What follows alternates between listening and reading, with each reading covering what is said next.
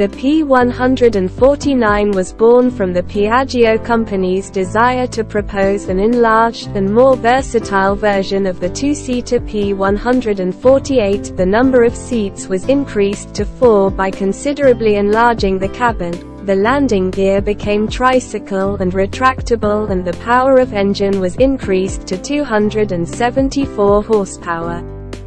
These changes resulted in a 4-seat aerobatic touring plane that took off on June 19, 1953 for its maiden flight.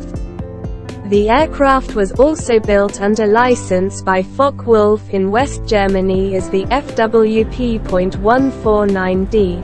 It was mainly used by the German, Swiss and Austrian air forces for pilot training. The P.149 is equipped with an engine from the U.S. manufacturer Lycoming.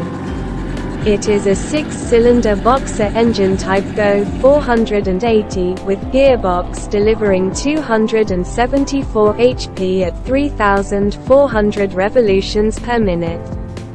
Conventionally designed, it limits aerobatic ability due to its wet sump lubrication. Flying upside down is therefore only possible for a few seconds, otherwise there will be too little oil in the oil pan and the engine could be damaged by over-lubrication insufficient. Deformed bolts occurred during operation of the P.149, but by replacing them with high-strength bolts, the deficiency was resolved on all aircraft in 1960. The aircraft type is now considered to be a good-natured and technically reliable aircraft.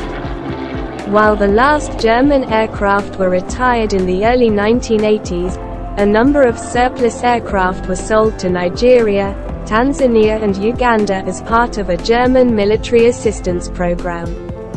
Some P.149s still fly in private hands, especially in Europe.